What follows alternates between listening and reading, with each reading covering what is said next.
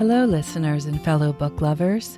Welcome to The Book Snug, a bi-weekly conversational podcast about books and the reading life.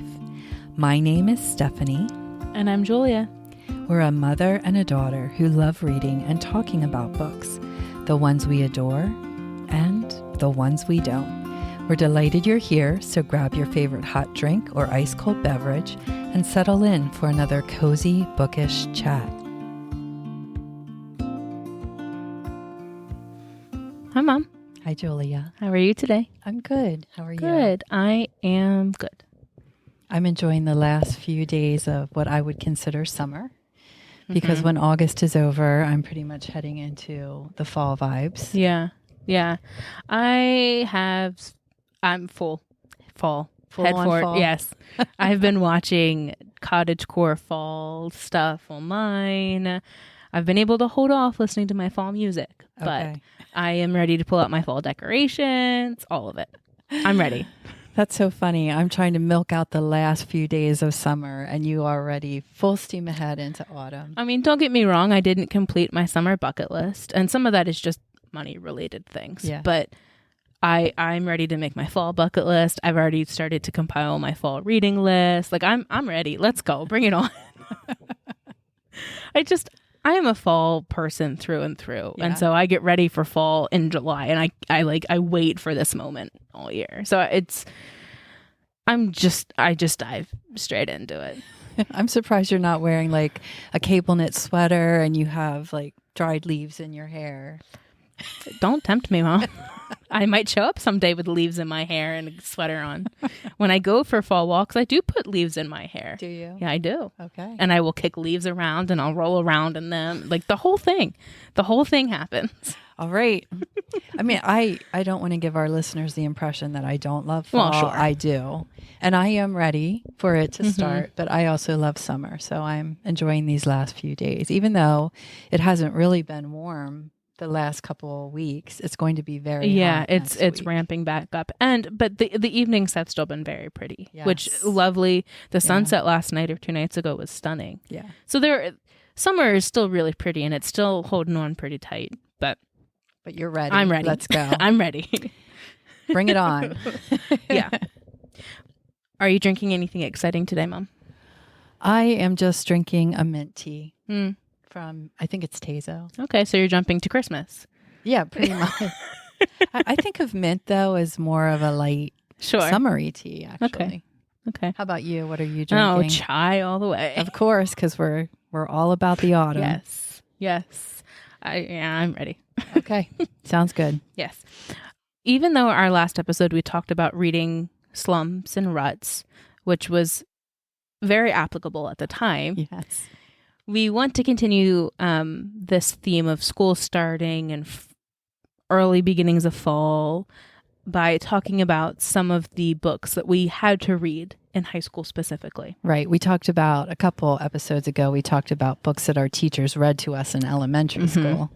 But now we're bumping ahead several grades and we're going to talk about the things that we were forced to read. Yes. As teenagers. Right. And this is going to be an interesting episode because there are some books on this list that we're going to share that you and I have very split opinions on. And we've talked about in great length before. It's true. And we've talked about some of the books on the show before. Yes. Yeah. So it'll be a very interesting episode. What do you remember about your assigned reading or even about high school in general? I don't remember a whole lot because, for one thing, I graduated in 1987. So it's been a long time since I was in high school. And I also pretty much through my middle school and high school years suffered off and on with depression. And if you're familiar with depression at all, it can really impact your memory. Yeah. I don't have very clear memories of when I read certain books. I just know that I read them. I am also a very, I don't want to say rebellious, but I you have are a rebellious nature when it comes to feeling like somebody is making me do something I don't want to do. And even though I was a reader, even in high school, I did a lot of reading on my own. And we're going to talk about that a little bit too. When somebody told me I had to read a book, it was all I could do to actually pick up the book and read it. And some of the books we're going to talk about, I read part of the book, but not the whole thing, or I skimmed it enough to know what was going on. But I can't really say that I completely read every book that we're going to discuss here that I know I was supposed to read in high school. Yeah. So my memories are a little fuzzy, but I do remember reading and talking about the books that I'm going to mention today. Yeah. You graduated a lot sooner. I mean, a lot closer to the present day than I did, Julia. So you probably have much fresher memories than I do. Well, yeah, I graduated in 2015, which it's crazy that that's almost 10 years ago. I know. Which is I'm sitting bizarre. Here with my mouth just dropped open. I can't believe it's been that long. Yeah, it's bizarre. But listening to you kind of talk about your memories, I was reflecting on my own high school experience. And for me, being in marching band in high school, that's a lot of my memories. Yeah, mine too, actually. And I had some difficult relationship and friendship things happening in high school, and I dealt with a lot of social anxiety. So a lot of my high school memories are wrapped up in that of remembering the social dynamics that were going on at the time. So again, I don't remember a ton of what we had to read outside of the big name books that we're going to touch on. Yeah. And I'm very much with you too on if I have to read a book, I throw a little fit about it. Like if I'm being told I have to think about these different themes, I have to talk it out. What's the structure? I don't enjoy reading it as much, which then makes it feel like that much more of a chore. If I were to read one of these books on my own, I'd probably enjoy it, but I wouldn't be picking up the thematic elements or the structural designs of the stories, if you will. But I would enjoy the story more. So it's kind of like, which side of the coin do I want? Do I want to develop those reading skills, or do I want to enjoy the story? Yeah, the reading and the evaluating skills. Right, Yeah, which I always hated. Yeah. I hated that because it detracted from my enjoyment of the story. I didn't like it in high school, but I am definitely that kind of reader now. I'm sure that just came with maturity. Yeah. But no, in high school, I was not disciplined, and I just wanted to read what I wanted to read. I didn't want people to tell me what I had to read. Plus, I viewed myself as a reader, and I didn't think I needed help finding books or being happy diving into the written word. Right. So that was my opinion. Yeah. I was probably a rough student to be teaching because I was just kind of stubborn and, rebellious. Yeah. I probably was outwardly. To a degree. Nobody who knew me would have ever said that. They thought I was a good girl, but I just felt like that. Like I hated being told what I had to read. Yeah. Well, and we'll get to this on the list too of like every book that I was assigned to read in school, I finished except for one. Okay.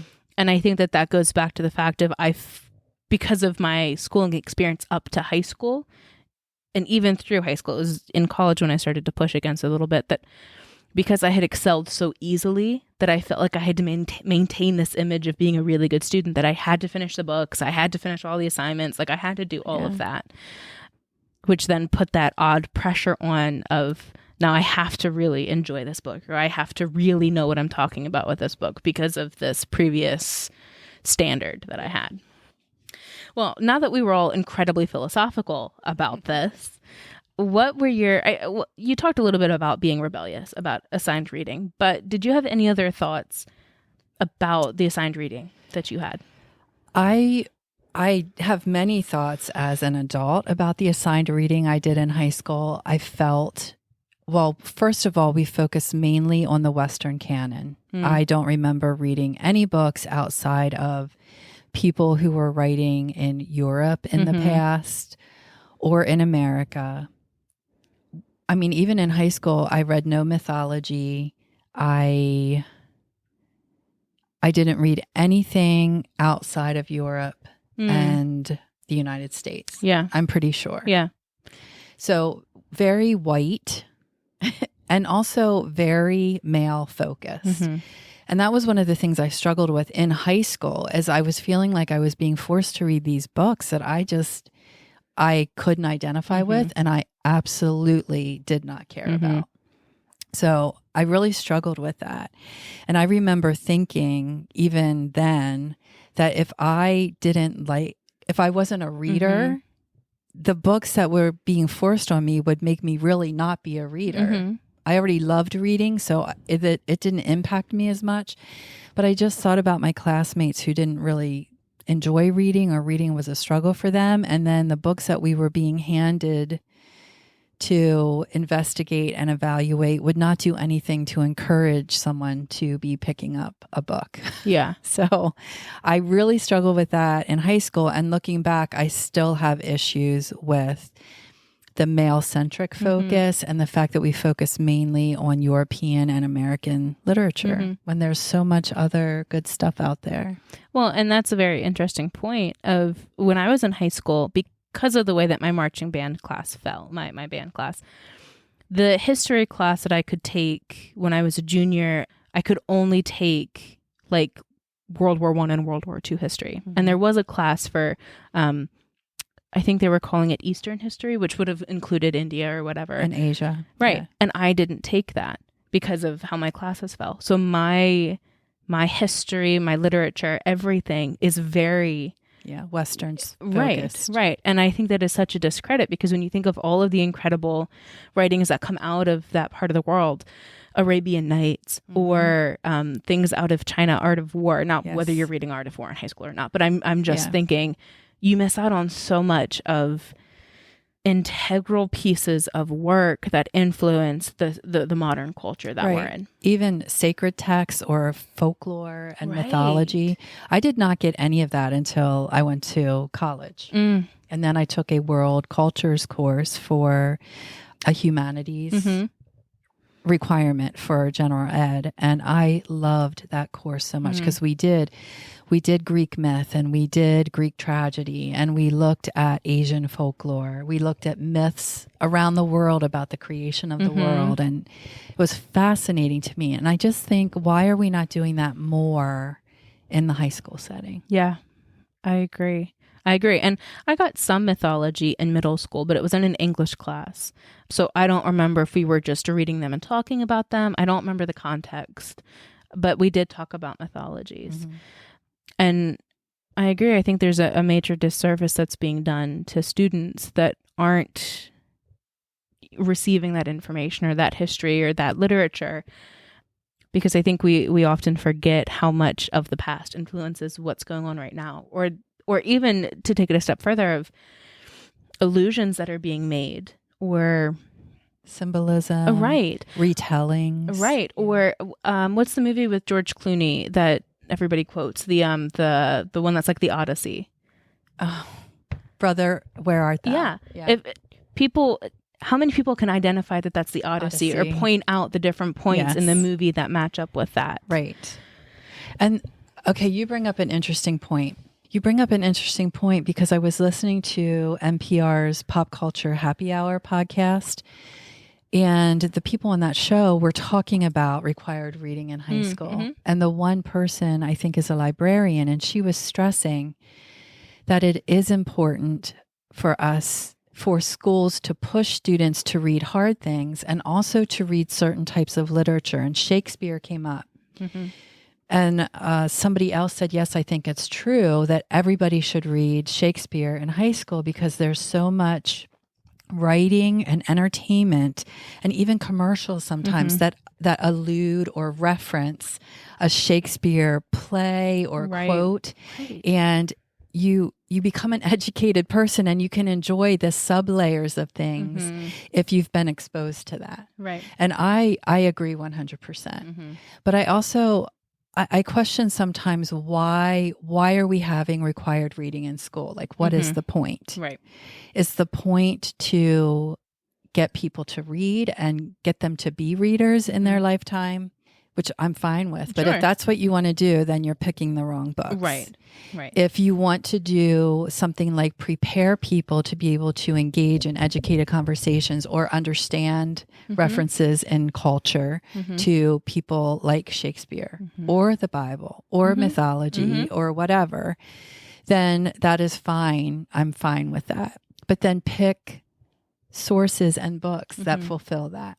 I think for the most part, though, in high school, reading is done to help students evaluate a text or place the text in context with history. Right. Although I didn't do a lot of that. Most of mine was looking at literature in a certain time period, reading through it, assessing it, digging deep, and then you take a test on it. You write essays or whatever. But pretty much what you're supposed to be writing is told to you. Yeah. Like there's not a whole lot of, this is how I experience the text. This is what I see within the text. Right. That doesn't happen in high school. And it can be very frustrating. Yeah, I think there's a lot of skill building in these books instead of not preference building. But at least in the exercises that I had to do with some of these books, it was like identify the poetic structure that Shakespeare is using in these sonnets. Right. Instead of how are you understanding this sonnet? What are you pulling out of it? Personal versus not institutional, but your personal understanding of the thing that you're reading versus a recipe that you're supposed to regurgitate back. Or what the educational system wants you to understand out of the text. Is this creating cookie cutter readers, or is this creating cookie cutter thinkers? Right. Yeah. Or is it creating people who are able to wrestle through an idea, think about it on their own, and be able to verbalize and articulate why the idea that they have about this makes sense with what's being written. Yeah. Then the other thing too is I just think teenagers, their brain is not fully developed yet. And some of the books that show up on high school lists just cannot be fully comprehended or appreciated by teenagers. They can by adults, but not teenagers. So I just feel like we're missing opportunities to bring stories to kids who are 15 to 18, or even if you want to count middle school, like 13 to 18, stories that might inspire them, that might open their minds, but are stories that they can grasp. Right. Yeah. It walks a very interesting line between creating a setting where we can talk about these difficult topics. And some of the books that we're going to talk about do bring up hard ones. But what are the books that we're going to talk about and create a space to talk about? And what are the books that we're going to ban? And what is that line? And how do we figure that out? And we're not going to have a conversation right now about I was going to say, that's a whole other can of worms. It is. But I think these two ideas kind of go hand in hand. What is the criteria that makes a book worthy to be talked about in class in an appropriate setting or not? Right. And what makes it worthy of being banned? And how do you decide that? Well, and I mean, you could take it a step further and say, what is banning? Saying that you do not believe that a certain aged person is not quite ready to wrestle with some of the topics in a book is not banning a book. It's being a responsible adult. And saying this is not for you yet. It's not saying that you can't ever read the book, but now is not the time. Or we're not going to read it in class together. Right. But if you want to take it home and read it in a setting in which you feel comfortable doing so, those are two very different things. Right. And I feel like there's a big whole sweep across the board of we're not reading this book in school. It's not allowed in school in general. Right. And truly, banning books will be the thing that makes a kid pick up a book and read it. Oh, yeah. I read The Catcher in the Rye because I knew it was a banned book. Now, it wasn't a banned book when I was in school. It wasn't banned from my school, but it was a book that ended up on a banned books list all the time. I read it, and I remember finishing and thinking, what is the big deal? Yeah. Well, and we can get into funny lines of like, is banning books going to lead to Fahrenheit 451? Of this idea of... reading is awful. We're not, it walks a very dangerous line, but that's a whole conversation for a whole other time. Right. I am a firm believer in giving children and teenagers books that are appropriate to their, what do I want to say, brain capacity, their emotional intelligence or maturity. I just think that is what responsible adults do when they have children in their care. And when I say children, I mean up until the age of 18. Right. And that includes parents and teachers. We carry a huge burden to make sure that we are exposing kids to the things that they need to be exposed to, and also protecting them from things that are too big and too heavy and beyond their understanding until they're ready for it. Yeah. That's all. I mean, an example of that is I read Roll of Thunder, Hear My Cry when I was in elementary school. And there's a pretty serious scene in that book of lynching. Yeah. Now, I've always, not to toot my own horn, but I've always been a rather mature person, and I can handle difficult things like that pretty early. Yeah. But I remember that it sparked a conversation in 5th grade, and I talked all about my 5th grade teacher on this show, but it suddenly spurned on a conversation in class about what that time in history was like, what is lynching, and for some students that probably was not the right place to have that conversation, or the right time. They weren't ready for it. Yeah. Right. And so this is a very nuanced conversation, and I think we could really keep going in this. Right. But we have quite a long list of books to get through. It gets tricky. Yes. And I'm not passing judgment. I'm actually not saying anything. I just gave my opinion. I just feel like as responsible adults who want the best for the next generations, we need to be conscious of what is appropriate for them at the appropriate time. Right. I am not for book banning. No. I am not for curbing free speech or free writing. I want people to be able to do what they want to do so I can do what I want to do. But that doesn't mean it needs to be available to everybody all the time. Right. And just as a point of clarification, I read Roll of Thunder, Hear My Cry on my own. Like it was not an assigned book. And it was that word lynching that I was unsure of, that I asked the question privately, and that it brought the conversation. Right. My teacher was not like, "Oh, let's read this book." It was then he handled it appropriately because you talked about it. Yeah, I mean, it was a big class discussion, but yes, yes. Wow, we have talked for quite a while about this. We today, instead of trying to brainstorm all the different books that we read in high school, and because high school for us in the States spans 4 years, that was quite a lot of books for us to think about. Right. So you found this list on Goodreads. Of Goodreads. Now it really is 100 books that I read in more school. Than 100. Right. Yeah. But we're just going to look at the top 50. Yeah. We're going to go from 50 down to number 1, and we're just going to read them off and talk about the ones that we did read, and kind of go from there. I think we're going to throw in some of Dad's picks in here as well. Yeah. So this is just going to be a little bit of a rapid fire conversation back and forth. And just to clarify, this is a list on Goodreads of the most common books that show up on high school must be read lists or acquired reading lists. Exactly. I think there are 800 books on the list. Jeez. But these are the top 50 books that most people read in high school. Yeah. And we will just link the list instead of typing out all of these titles. We'll just link the list. Yeah. I think that'll just be easier. Absolutely. Down below for your perusal. Yeah. The reason that we're bringing Jay's books in, Julia's dad, my husband, is he went to a different school district than Julia. Julia and I went to the same school district. So surprisingly, the list hasn't changed that much from when I was in high school to when Julia was. But Jay's list of required reading is significantly different. So we're going to bring those in as well. Yeah. So number 50, like I said, we're going to go 50 to 1. The 50th book on this list is Their Eyes Were Watching God by Zora Neale Hurston. Did you read this? Not in high school, but I have read it as an adult, and it is an excellent book. I think it does a better job of doing what The Color Purple was trying to do. And see, I read The Color Purple. The Color Purple is not on this list. No, but it does. It actually shows up later in the list. I read Color Purple when I was in high school. And as required reading? No, on my own. On my own. But because I read that and I haven't read Their Eyes Were Watching God, I really like The Color Purple. And it's so interesting that we had a reverse experience of that. And I think that's just the nature of when we read what first. Did you read Their Eyes Were Watching God? Yeah. You should. And then you can compare. Yeah. Okay. Number 49 is Mythology by Edith Hamilton. Did you read that one? Not in high school. Okay. And I actually have never read the whole thing. Oh, okay.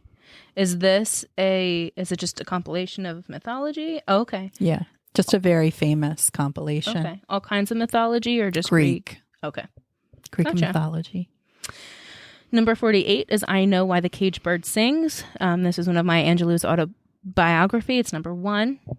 Thus, it's by Maya Angelou. Yes. Did you read this one in school? No, I did not. And I'm ashamed to say I've never read it. I read this at the beach a couple years ago, and it is a heart wrecker of a book. It's very, I think if I had read it in school, it would have been a hard book to read in school for me. That you don't feel like you would have been able to handle it emotionally? I'm not sure it would have been handled the way it should have been in schools. I think maybe how I want to say that. No discredit to my teachers. I just, maybe based on who I am as a person, I would not have thought that it would have been handled well. Okay. 47 is the Oedipus Rex play, the Theban plays. Yeah, number 1. Yep. Yeah. By Sophocles. Did you read that at all? Not in high school. Oh, that was one I read in college and loved it. Yeah. Okay. We talked about it in my senior comp class, but we didn't read it. We talked about that and the Alexa complex. Okay. As well, but we didn't read it. It's a good one. It's a quick, easy read. It's not hard. Yeah, and because it's so looped in with culture, right? The Oedipus complex or the Electra complex. Right. These are things that we like. And when you say Greek tragedy, this is the ultimate a tragedy. Yeah, it's the one that pops into everybody's head first. Right. I don't like Greek tragedies. Number 46 is Moby Dick or The Whale by Herman Melville. I have never read it, but it is on my TBR because this is a book that is alluded to often in other literature, in entertainment, in movies, whatever. So I do want to read it, but I haven't read it yet. Is this the one that they read in Although That You Cannot See? No, that's 20,000 Leagues Under the Sea. Yeah. Okay. Which is Jules Verne. Yeah. This is Ahab. And the Whale. And the Whale. Yeah. 45 is The Pearl by John Steinbeck. I've read The Pearl, but not for school. And I actually mentioned The Pearl in our travel log podcast episode. Yes. For Mexico. Yeah. I love John Steinbeck's writing. And this is how I discovered him with this book. But I did not read it in high school. Okay. Number 4 is The Importance of Being Earnest by Oscar Wilde. No. I didn't read that one either.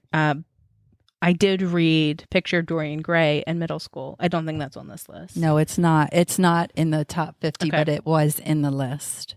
Yes, I've read a picture. I did not like that Dorian book. Gray. I thought it was good. I'd like to reread it and take my time with it. I think the premise was really interesting, and I think I was reading it a little too young. I think so too. There's a lot going on there that you probably didn't pick up on. No, but I just remember not liking it. It made me irritable. The Importance of Being Earnest is a light, fluffy comedy. I've seen the movie, but I never read the book. Okay, 43 is The Red Badge of Courage by Stephen Crane, or would that be Stephen Crane? You can say it. Stephen Crane. Yeah. Yes, I read this in school, and this is one of the books that I remember thinking, why are they making me read this story? I just did not enjoy it at all. And I'm looking here at the Goodreads rating. It has a rating of 3.28. So there aren't many people that actually really like it. I don't remember anything about it except that it's about the Civil War. Yeah. And somebody enlists and then runs away. Did Aaron read this? I don't know. I feel like it's one of the ones that he talked about. I don't remember. Yeah. But it was not my favorite. I did not like it. But I might have been 13. I was a 13-year-old girl in middle school reading The Red Badge of Courage. And it just was meaningless tricky to me. Yeah. Number 42 is The Taming of the Shrew, and this is by good old William Shakespeare. Yes. I did not read this. No, but Dad did. He did. This was a signed reading, and they also watched the movie with Elizabeth Taylor and Richard Burton. Okay. Now, I've seen the movie, but I have never read the play. I haven't either.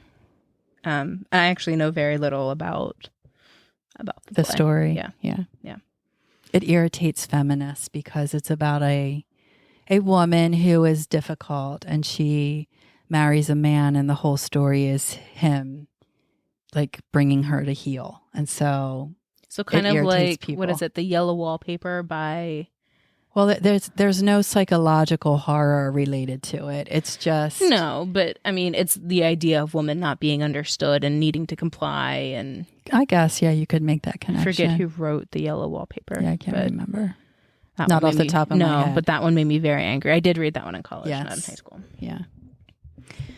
Okay, 41 is Slaughterhouse-Five by Kurt Vonnegut? Thank you. Yeah. No, I did not read that in high school. That was not assigned reading. No, not for me. Okay, next. We did talk about it.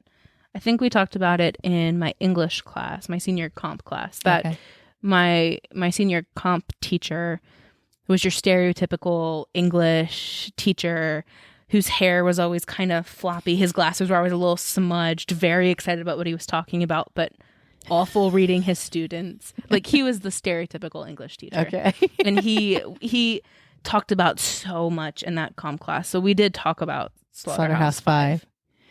It might have just been passing in a class or two, but I remember that conversation. But you didn't read it. Okay. No. Number 40, The Adventures of Tom Sawyer by Mark Twain. I honestly can't remember. I feel like I read this for school because I knew the story pretty well. But because it was assigned reading for you and your brothers, I reread it. Sure. And I enjoyed it.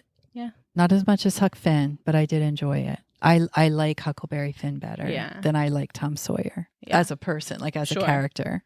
But I did not, I don't know. I can't remember if I read Tom Sawyer in high school. I think I might have. Tom Sawyer wasn't assigned like summer reading or winter reading, whatever. And I have a very frantic memory of like the day before classes being halfway done with the book and trying to finish it in time and do all of the materials. So we definitely read it. And then a little bit of a side note here.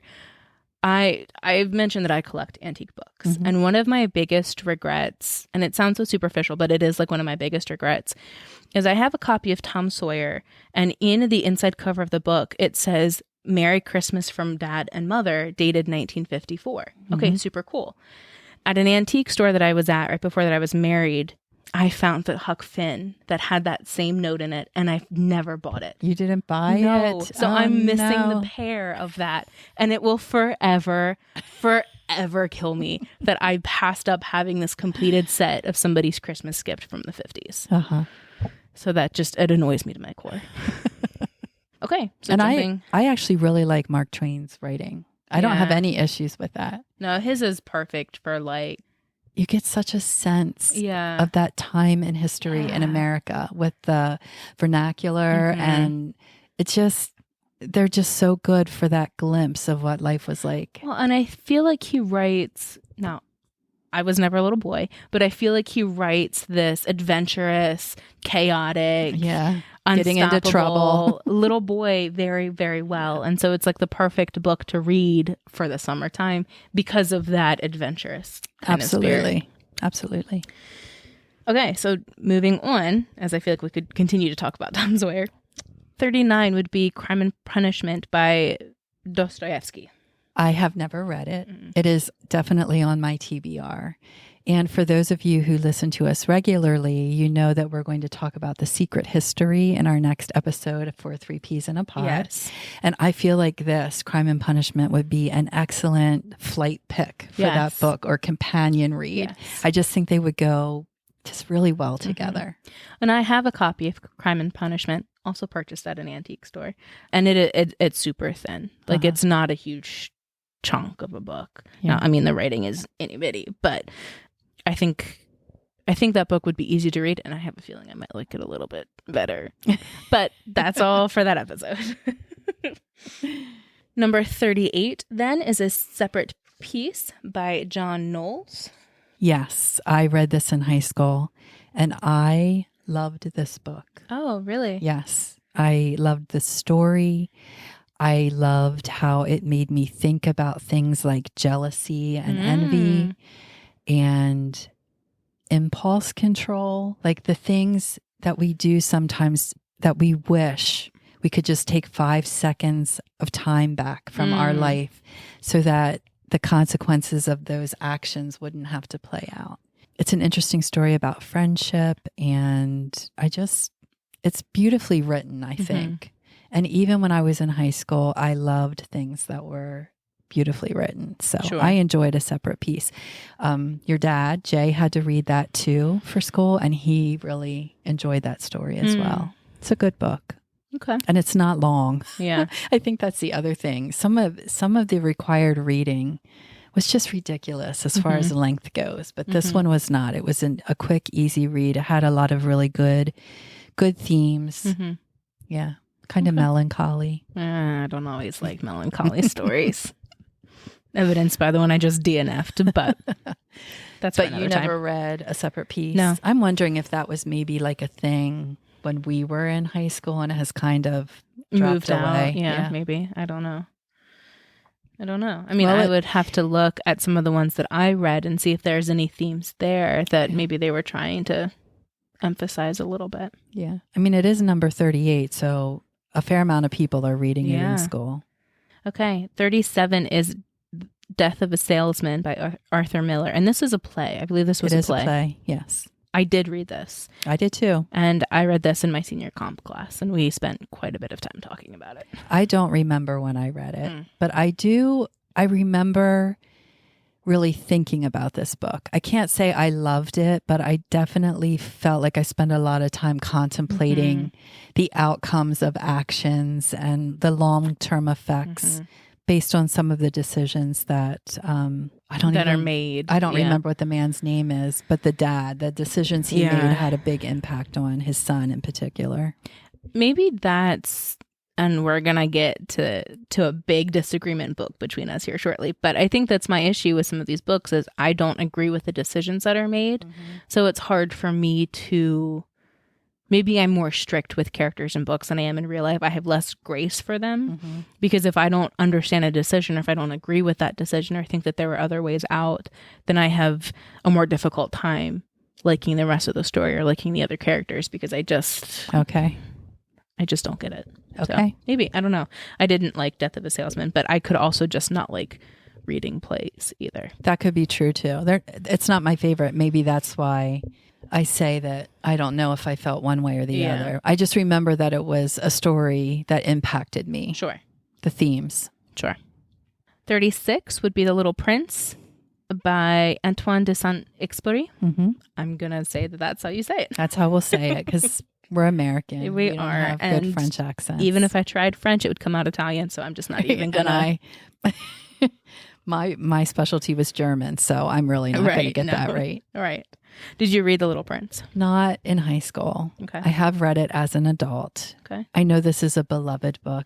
It did not work for me in any way, shape, or form. So and that's fine. If our listeners love it, I'm so happy for them. It just was not a book for me. There was a movie on Netflix a while ago, and I think it was a claymation movie that either was called The Little Prince or something similar to The Little Prince.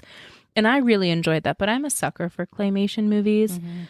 And this was done not like Tim Burton claymation, but like it reminded me, now that I've seen it, but The Fantastic Mr. Fox, kind of not wispy, but like there's significant movement and things. Yeah. And maybe I think that's why I liked the movie. I'm not sure if I would read the book if I would like it that much. I think the movie would be fine. I think it would be fine. The book itself, I guess I was expecting more. I don't know. It just was not. It was not my favorite. I'll just say that. It wasn't awful, but well, and the movie isn't solely the book. They add other things. Like the story is told in the middle of the movie. Like it's not the whole thing. Okay. Number 35, The Old Man and the Sea by Ernest Hemingway. No. I've actually never read any Ernest Hemingway at all. I feel like I have, but I couldn't have told you when. I remember people talking about this in elementary school, but I don't know if that was just because of grades above me having read it for whatever reason and hearing it trickle down. But I didn't read this. It's basically just a man fishing, an older man fishing. I think his fish gets eaten by a shark before he can get it back to land. Well, that's a very sad thing. And the interesting thing is people see all this symbolism in the book, and Hemingway says he just wrote about a man fishing. Like he wasn't trying to make it a big symbolic story. So I think that's funny. Well, and that goes back to our conversation earlier of reading just to enjoy it or reading to understand things. And I know, are are we making meaning out of something that wasn't intended to be there? There's so many. I was never on Tumblr, but I know Tumblr was a big thing. And it still is, actually. Yeah, just not as big as I think it was. But anyway, I have seen so many like Tumblr posts of people are like, why is my English teacher making me figure out what the meaning behind these blue curtains in this book is? The curtains can just be blue, right? And just like arguing about that when really... Does the blue actually mean anything? Right. Yeah. Or somebody, like I like to write. Half the decisions I make about the characters or things that I'm writing are just because that's how I'm seeing it in my head, not for any other reason. Right. So, but again, I guess we could keep talking about that forever and so ever. No Old Man in the Sea for me. Right. 34 is The Canterbury Tales by Geoffrey Chaucer. Yes. We did not read all of them, but we read some of them, and I actually really enjoyed that experience. I like talking about it. The English teacher I had did a great job of making the stories come alive. And I can't remember a single thing about it now, but I know I liked it when we were looking at it and discussing it. Yeah, we read this it was early high school. Yeah, it was for me too. Yeah. And I remember not liking it, but probably because we were reading it section at a time and talking about it. I think if I was reading it all together, that'd be different. I also remember, now I could have been in college when I learned about this, but that there is a tapestry that was discovered or a painting discovered somewhere of the full story of the Canterbury Tales in one of the buildings in England or in a museum somewhere. And I think if I were to see that, then I'd be more inspired to go back and read this, because seeing it all laid out the way that it, is in the book would be more engaging. I think literature like Canterbury Tales or some of the older stories, because of how it can be worded, I need to see visually what's going on to understand it. And so I think... Well, you're talking about Old English. I mean, I forget when it was actually published, maybe... 14th century. Yeah. That's old. That's old, yeah. I did not know either that the movie A Knight's Tale with Heath Ledger was actually the Canterbury Tales. I've never seen that. And adapted to a movie. Yeah. Never seen it. It's and fun. I know I it's need a ton to. Of fun. Yeah. It's just fun. Yeah. 33, we're back to Shakespeare with Othello. No Othello for me. Nope. Yeah. That's not one that we read. 32 is Flowers for Algernon. Did you read that one? I did not. I know the book, but I never read it. That one is by Daniel Keyes. Did you read it? No. Yeah. Nope. 31 is Beowulf, and this is an unknown author, and that I believe is because it was an oral history, an oral story until it was written down. Yeah. Very old. Yes. Read this, loved it. It was fun. Yes. But this is about as close as you get to myth. Yeah. That I studied in high school. Right. I just remember really, really enjoying it. I remember loving Beowulf, but again, I think this ran the route of I would have loved it more if I studied it on my own instead of in class. Yeah. And I think I'm past the point where I can learn languages easily, but a part of me is very fascinated with old languages, like Old English or whatever. And I loved when we were reading this because it allowed me to look at the speaking patterns and the language patterns of what Old English might have been like. And it was a good time for me to, like, it was just really inspiring for me about, thinking about these really old people. Yeah. When we were in Scotland, though I wouldn't have been thinking about Beowulf at this time, but it ties the two things together of I love old history like that. Yes, me too. And I think maybe that's why I liked Beowulf. Yeah. When I did, we didn't go to Scotland at the time that I read this, but it was a fun book to read because of that. I think so too. Just the history and the oldness, the weightiness of the time that has passed. Yeah. Yeah. Number 30 is A Tale of Two Cities by Charles Dickens. No, I've never read Tale of Two Cities. Nope. I've only recently read my first Charles Dickens full-length book. So, yeah, I have started Great Expectations. You know what? That's not true. Great Expectations. Yeah. We'll talk about that then. Oh, okay. But my problem with Charles Dickens is he's too wordy. And I know why. He got paid by the word, but decreases my enjoyment of the reading it's experience. A little chunky sometimes. Your eyes glaze over sometimes with what's going on because it's just words on a page. Although I will say that it lends very nicely to Christmas Carol because you can put it on in the background while it's snowing, making Christmas cookies, and it just adds to the... But that's a short book, and I can handle all that wordiness in a shorter book. But when a book is 1,000 pages, although I don't think A Tale of Two Cities is quite as long as that. Yeah, No Tale of Two Cities for me. Number 29 is Wuthering Heights by Emily Bronte. Did you read this one in school? No, but I have read it. Mm-hmm. It's not my favorite. I read it. And at the time that I read it, I really liked it. Did you read it in high school? No, not in high school. Well, you got me some of those beautiful Barnes & Noble classics in high school. So I might have read it in high school, but it not wasn't in class. Required reading. Okay. Right. At the time, I really liked this story. I'm not sure if I were to read it now, if I would like it as much. But I am very fascinated with the English moors, and that's where this book is set. And I think that I was in my Jane Eyre, Jane Austen, Romeo and Juliet, romantic, whatever, when I read this. And so it just totally captured me. I actually would like to read it again because I think it's a great study in people with psychological issues. And generational trauma. Yes. Generational trauma, the consequences of abuse. Mm-hmm. Yeah. There's a lot to dig into, but I don't think I was prepared for that. I think I was expecting it to be like this wonderful romance, and that's not what it was. No, I wouldn't even say there's solid romance. There's in this book. Well, there's none really until the very, very, very, very end. And even then, it's not the people that you think it's supposed to be. Well, but if you want a sweeping romance, you want Jane Eyre, you want Pride and Prejudice, you want Sense and Sense. You want these things, and this was not it. Okay, 28. Moving on to maybe a happier story. 28 is The Hobbit, which is the prequel to The Lord of the Rings. I have read The Hobbit numerous times, and I'm telling you, if we would have read it in school, I would have been there in the front row early every single day. But no, we did not read that in school. Yeah, I didn't. This was not assigned reading either, but I did read it in middle school. And it's so funny how my reading has kind of changed or matured over the years, because I read Jane Eyre in middle school and had no issues with the writing. I read The Hobbit in middle school and struggled with the writing and was like, I want to like this and I can't. Yeah. So I want to go back and read it again because I know the story. And I think The Hobbit, you get older and you will enjoy the story and the writing more. Yeah. It is rather snarky. Oh, yeah. Yeah. Gandalf cannot stand anybody for anybody's sake. Well, but Bilbo gets he's never ugly to the dwarves, but he says some things because they're being ridiculous. Yeah. Number 27, A Midsummer's Night Dream by Shakespeare. No, I've never read that play. I have seen the movie and loved it, but never read the play. I read this on my own. Now, I don't remember if I was in high school or college, but I remember there was one summer evening that I sat down with the windows open, nonetheless, and listening to the summer night, and I read Midsummer's Night Dream. That would be a great experience. Yeah.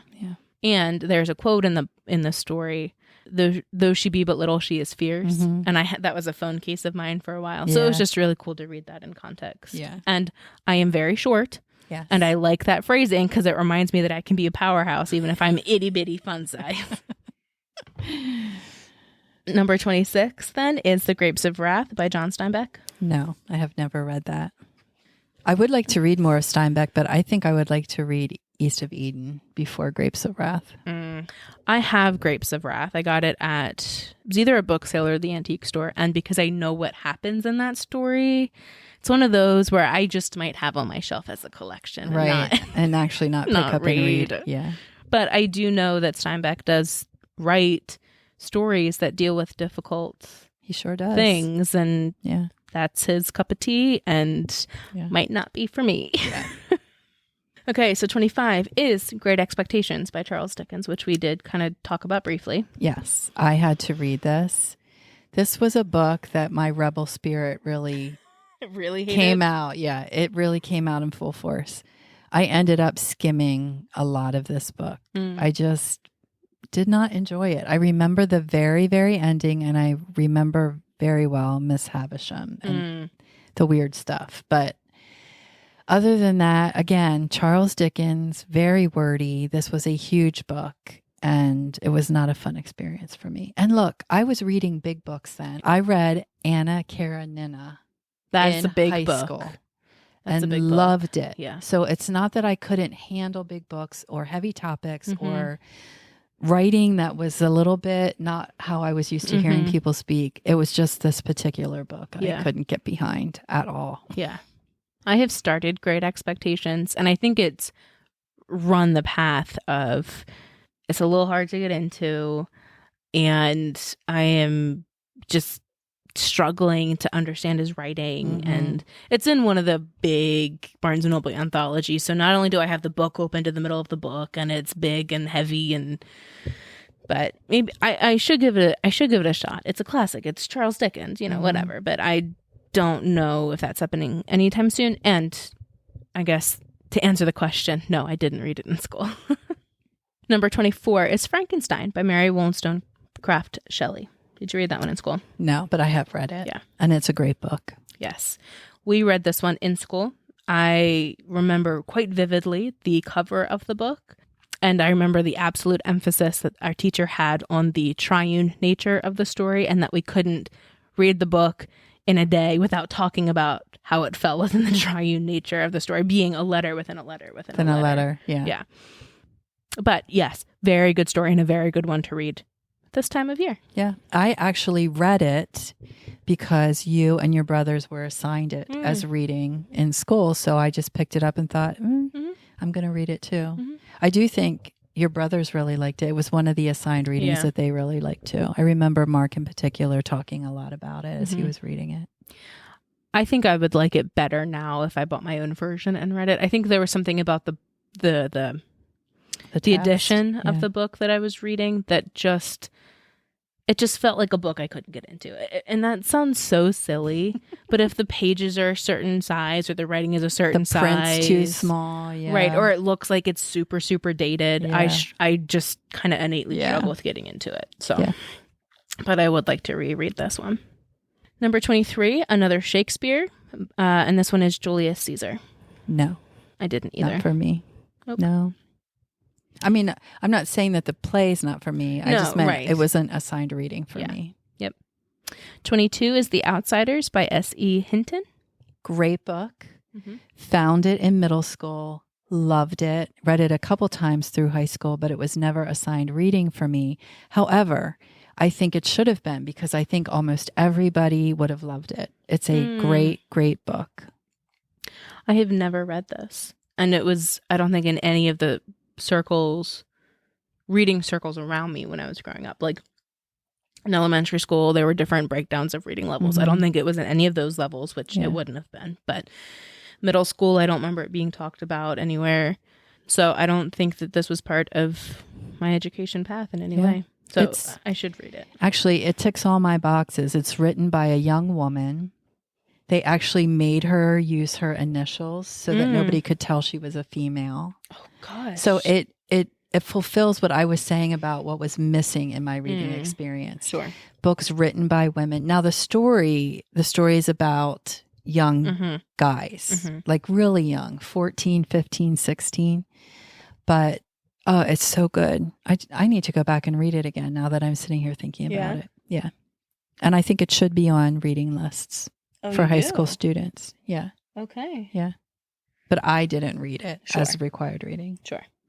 Okay. 21 is Brave New World by Aldous Huxley. I read this in high school and loved it, but it was not required reading for me.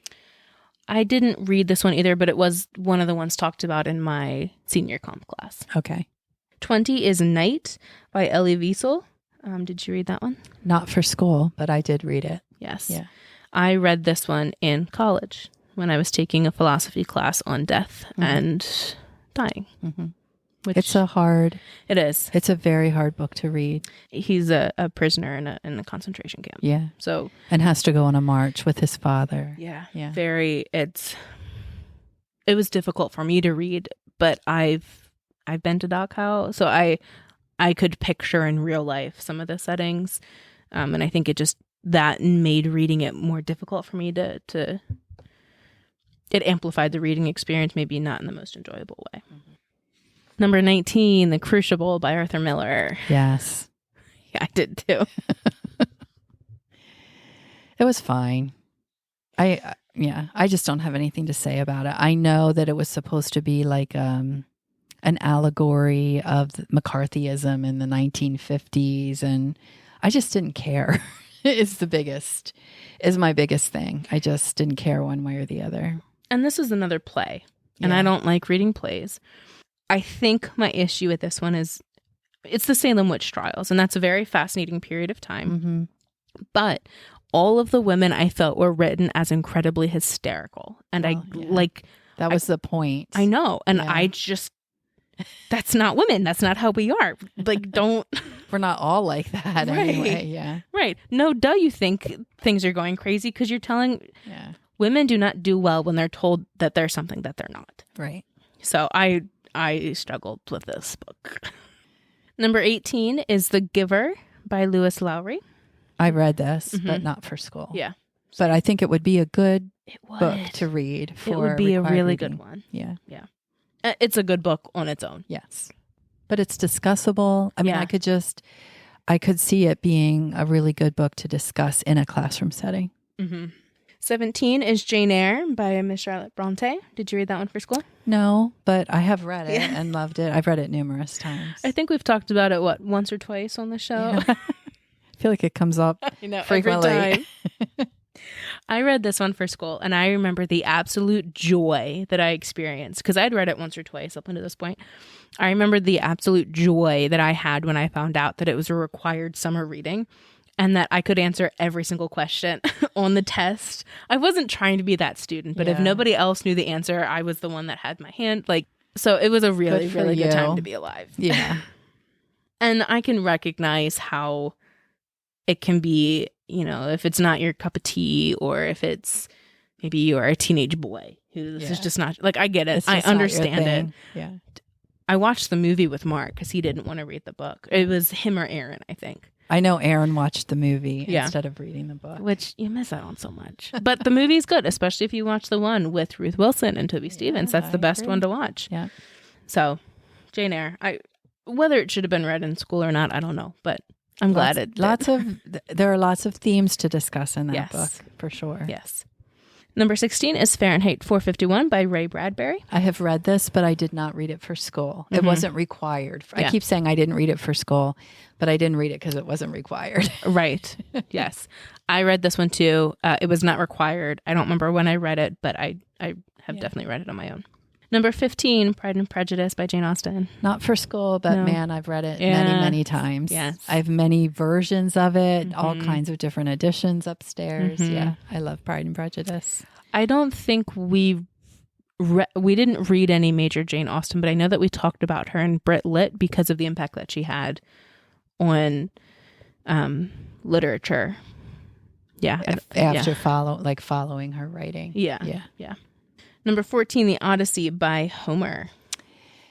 I did not read this in high school, but I have recently read it, the new version by Emily Wilson, and I really, really, really enjoyed it.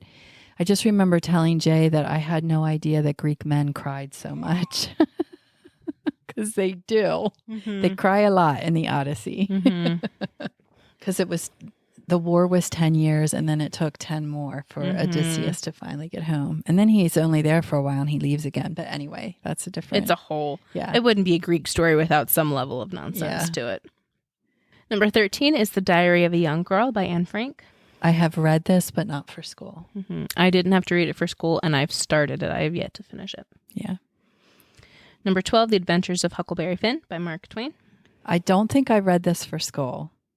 I'm more sure that I read Tom Sawyer. Right. But I have read Huckleberry Finn. I actually read it because you guys, you kids, were reading it as required reading, and I was just curious, so I read it. Yeah.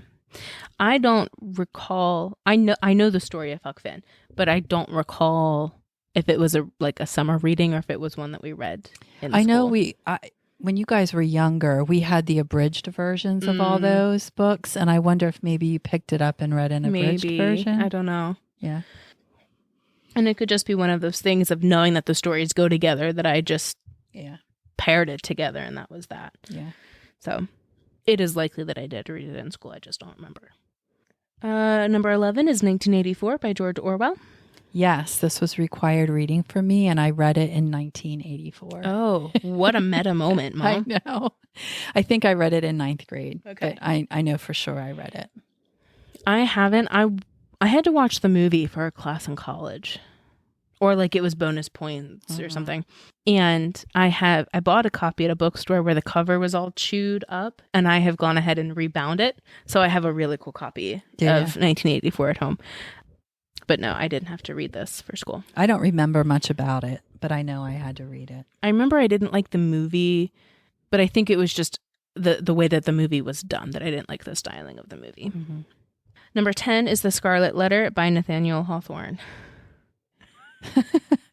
Yes. I think this is a book that is done a disservice by making teenagers read it. Sure. I feel like this is a book that is much more appreciated by adults. Sure. I just remember being so incredibly frustrated with the entire situation. Why Hester Prynne was allowing people to treat her like they were, why she was protecting the man who made her pregnant. And then on top of it, I didn't understand why she just didn't leave, because I didn't have a bigger concept of what the historical setting was. And obviously we didn't talk about that much because that was never clarified for me. And when I was a teenager, I was very much a black and white kind of person. And I didn't handle injustice well. Like, injustice made me angry. And so this book was just a frustration from beginning to end. And it's kind of dry. It's very dry. So yeah, I read it. I did read it, but I did not have a good experience. Yeah, I read this one in 10th grade. I very clearly remember how dull and long those classes were when we had to read this, because it is a very dry book. Yeah. And I didn't like anything that was going on. I didn't like the writing. I didn't understand why we had to talk about it. I didn't understand why we had to do the exercises about it.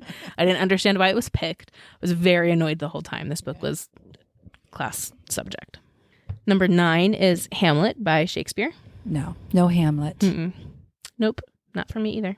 Number 8 is The Catcher in the Rye by J.D. Salinger. I already mentioned that I read this just to find out why it was banned. So we obviously didn't read it in school, but it wasn't banned at our school. We just didn't read it. And really, I remember very, very little about it. That is how that much of an impression the book made on me. Yeah, I know. I've never read this. Number 7 is Of Mice and Men by John Steinbeck. I did not read that, but I know you guys had to read it. You, Mark, and Aaron. I think you told us this story on another chapter. Maybe I might have cut it out. I don't remember. But this is the one book in school that I never finished. And it is because at the time that I read this, I was volunteering with those with special needs. Yeah. And there's a character in this book that does have, I believe he's described as having low IQ. And the end of the book, I knew what was coming, and it was emotionally upsetting to me. And I never finished the last 2 pages because I knew it was going to happen, and I didn't feel that I needed to read that. Yeah. Now, I've been saved twice because I didn't finish reading it, and then we watched the movie, and this class for me fell the spring semester, and the last scene of the movie happened the last 10 minutes of class, and the bell for the last day of school rang like right before the final scene, or right before this big thing happened. So I didn't even have to see it. Okay. So I you lucked out all the way around. I did. Yeah. And I am so thankful for it because I think it would have ruined the last day of school. I mean, John Steinbeck, he can write, and he tells good stories and is definitely very, at least I think at the time at which he was writing, he had a good pulse of what was the major humanity issues at the time. I know myself too well to not read some of it. You. Yeah. Yep. Number 6, Macbeth by Shakespeare. Yes. Read Macbeth and enjoyed it. Mm-hmm. Very dramatic. It's a tragedy. It is a tragedy. Yes. I enjoyed that Shakespeare play. We had to read this too. And then we watched the movie with, we just said his name, Sir Patrick Stewart. Yeah. Where they took the plan and they put it in the movie. The movie helped me keep track of the storyline better. Number 5, Animal Farm by George Orwell. Yes, I'm pretty sure I did have to read this. I don't remember when, but I do remember reading it. Okay. I didn't have to read this one at all. Okay. Number 4 is Lord of the Flies by William Golding. I've read this book, but I didn't read it for school. I read it on my own, and it is also a very disturbing book. I think I might have been better to read it with a group of people where we could discuss it together. But I read a different book that is very similar to Lord of the Flies. Okay. That is not on this list that we'll talk about if we have a little bit of time. Okay. Yeah, I didn't have to read this in school, and I didn't read it on my own either. Number 3, Great Gatsby by F. Scott Fitzgerald. Yes. I read this in school, and I loved every minute of it. I love this book. Beautiful writing. I will give you that. The writing is really good. Yes. We did read this one, and it was also in 10th grade, and I couldn't stand it. We read it, then we watched the movie with Robert Redford and Mia Farrow. She played Daisy. Great Gatsby and The Secret History are very similar for me in that you have these characters that they're flawed. They're not really likable, but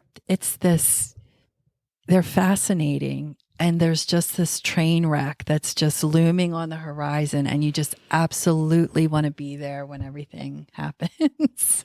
Quit looking at me like that. I struggled with this story because I didn't like any of the characters. Yeah, it does make it hard. And sure, they are fascinating, but how do I say this? They can be fascinating, and I cannot agree with them, and I cannot like them. Right. So I can recognize that. Sure, yeah, great, totally fine. Interesting things happening. Spend time with them. No, yeah. I don't. The movie with Leonardo DiCaprio and I forget the Carrie. Is her first name Carrie? Yes. Okay. Anyway, from I don't know. Yes. 10 years ago. That visually was fabulous to look at. And stunning. Yes, and maybe the best way that I could swallow the story. And I do acknowledge that F. Scott Fitzgerald, he can write, and he does write very well. Just is not a story for me. Okay. Hey, that's fine. That's fine. We all have our opinions. Okay. Number 2, Romeo and Juliet by Shakespeare. Yes, we had to read that. I think that was 9th or 10th grade. We read the play. We read the play out loud. Like we all had parts and read them. And then we watched the movie, an older movie. I don't even know who the actors. Was it in black and white? No, but I don't remember who the actors were. Okay. Yeah. And it was fine. Yeah. I mean, Romeo and Juliet, the older I get, the less I like the story. It's not as romantic as everybody thinks it is. And yeah. I don't really care for Romeo. I don't know. It's okay. I'd actually rather read Macbeth if we're gonna talk about the plays that I had to read in school. Macbeth is better. Yeah.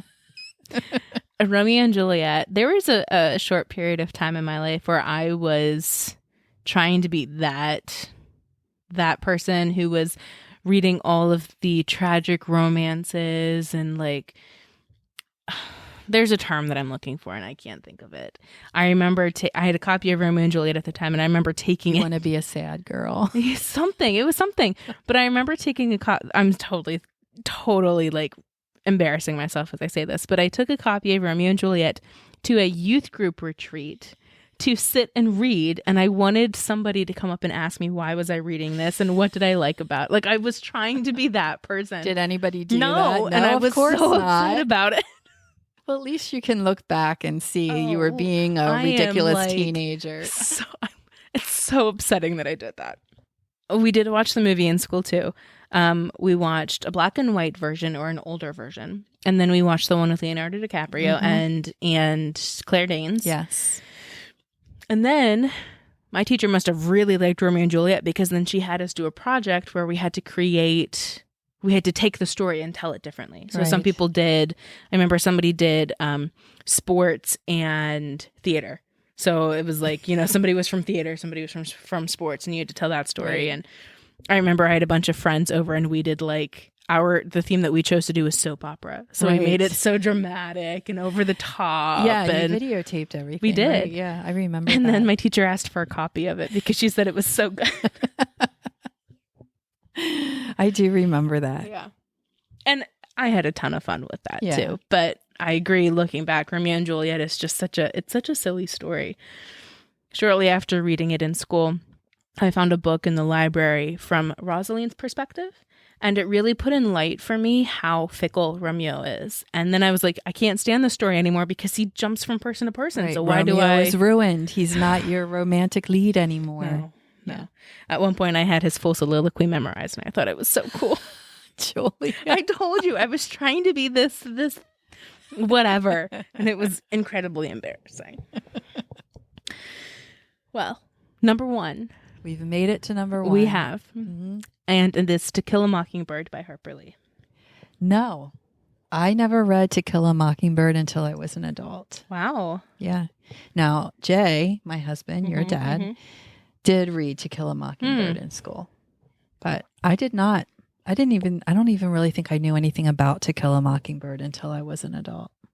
I read this. I might have chose to read this in middle school. It was not assigned for us.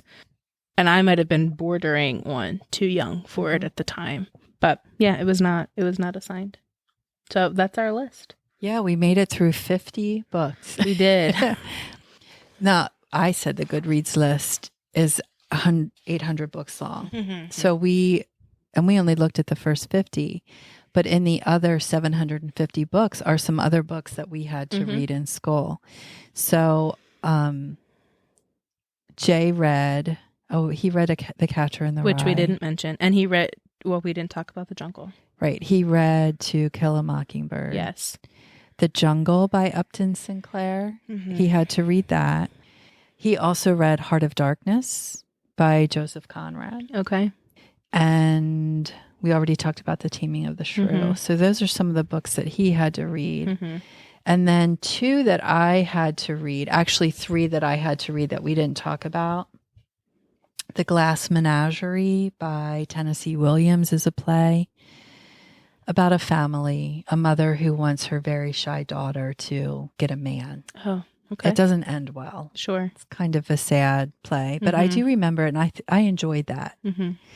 I also had to read The Chocolate War by Robert Cormier, which I don't see ever, but it's about this school where the boys have to sell candy as a fundraiser. And there's all this pressure internally that everybody sells candy.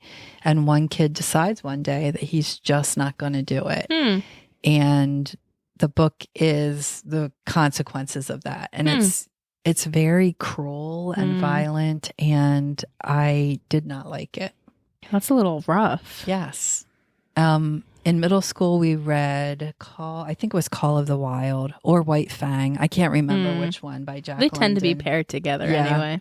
And that was fine. Mm-hmm. I wasn't thrilled about it. Mm-hmm. Again, 13-year-old girl reading about grown man freezing to death in the wild. So, well, I mean, I read a portion of Walden in high school, which was dry. How do you make nature writing like that engaging to high school students when you're doing it for other purposes? Right. So, and then finally, I had to read My Antonia by Willa Cather, and I will be perfectly honest, I did not read that whole book. I just remember being bored, which is such a teenage thing to say, but it's the truth. Yeah. So those are some of the other books that I had to read. The only other book that I can remember, now granted, if I really, really used my brain power and thought about it, I might be able to think of one or two more. But the only other one that comes to my mind right now is October Sky by Homer Hickman, which is the story of young boys in the 60s or 70s being inspired by Sputnik and trying to put their own craft in the air, and then ultimately getting recruited by NASA, something along those lines. I found it so boring. I couldn't remember if you liked that or not. No, it was so boring. Yeah, I couldn't remember if the boys liked it either, but I do remember all of you reading it. And I think my issue is because of the technical scientific writing in that. I am so touch and go with nonfiction science writing, and that's exactly what this was. And I found it so boring. So it was a nonfiction story. It was an autobiography, because Homer Hickman goes on to be a pretty important person in NASA. Oh, okay, got it. So, see, I didn't even know what it was about. I don't even think I summarized it correctly, but what a list of books. Listen, I would love to know if. Well, I guess I'm just curious what other high schools are reading. If they read, like, if there's a general consensus across the board, if we all read Romeo and Juliet, we all read X, Y, and like, I'd be very curious. Right. I am curious to hear what other people are reading as required reading in high school, or what they had to read. Because I wonder if it changes by region in the United States, and I'm sure outside of the United States, the reading lists are completely different. Yeah. But in the U.S., are people reading regionally, or is there a difference between urban schools and schools that are more suburban or out more rural? Right. Conservative versus more liberal areas of the country. I'm curious to see what the list would be. Public versus private. Race majority versus, and how that has a play in things as well. Right. Class. Yeah. But you might have that said would something play. similar to that. Class would play more in private schools versus public. It could also be area related. Yeah. That'd be very interesting to look into and see what kind of the correlation is there. Yeah. I mean, we have a unique situation in that you and your brothers went to the same school district that I did when I was growing up. Totally unplanned. It wasn't anything that we planned. It just worked out that way. So we have a very narrow view of what required reading is. Yeah. So it would be interesting to hear what other people read in high school. Listeners, I want to let you know in our upcoming chapter that we are going to be doing our third 3 Ps in a Pod episode. We've invited a very special guest to come on with us, and she has chosen the secret history to discuss. So we will be discussing the book in detail with spoilers. If you would like to be more in the know in the discussion, feel free to read The Secret History by Donna Tartt before our next episode, which will air in 2 weeks. Or you can just join us and get the whole story from us. It's a rather complicated story with a lot of themes going on. So the discussion is going to be animated and interesting. Yeah. Hopefully we can get it all together and cover everything we want to, because it is quite a book. And we have quite a variety of opinions and views on the book too. So it should be a fun discussion. And our guest is just a lovely, sweet person. Very articulate, has tons of thoughts to share about the story. Big reader. Yes. So I hope you will join us then. We also just want to take a moment to thank you for listening to us and supporting us with your ears. So we want to ask if you would take one step more and support us by rating and reviewing us. It just puts us out there, makes us more visible to more people. If you don't feel comfortable doing that, please share us with your reader friends. Yes. We would love that. We are trying to be more active on our Instagram. I'm always meme dumping or whatever, dumping on our Instagram story. So you can always, we're always active there. Yes. And even if you can't rate and review us, maybe even just share us on Instagram. Yeah. That's a good even way to build the community more. Yeah. But we thank you so much for spending part of your day with us today. And we hope you'll join us back here in the next chapter. Bye, friends. We'd love for you to continue today's conversation with us at the @booksnug_podcast on Instagram and at the Booksnug Podcast on Facebook. All of our episodes can be found wherever you listen to podcasts, as well as at our website, thebooksnugpodcast.buzzsprout.com, where show notes for every episode can be found. We'd love to hear from you. Email us at thebooksnugpodcast@gmail.com. As C.S. Lewis, one of our favorite authors, famously said, "You can never have a cup of tea large enough or a book long enough to suit me." And we wholeheartedly agree.